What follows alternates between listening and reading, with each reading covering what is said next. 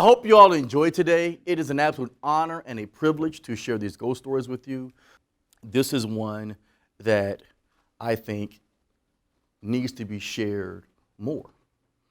If you travel through downtown Chattanooga, some people don't know this, but that Mayan kitchen, that is the secondary level of downtown Chattanooga.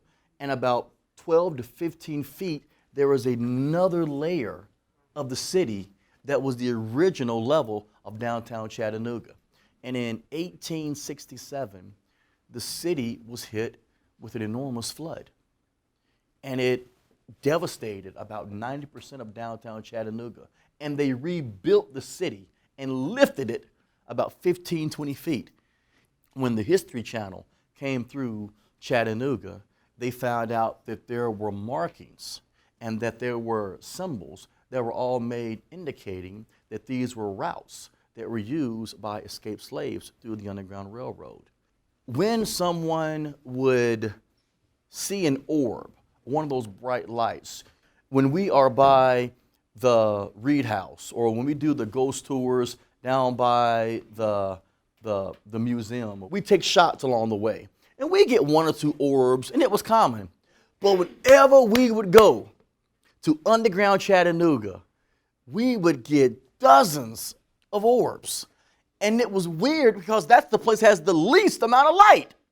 And we figured, why are you having so many orbs in this spot? Because in those routes, that area, due to drownings and lynchings, is where most ghosts are found because that's the area where mass murders were occurring from slaves.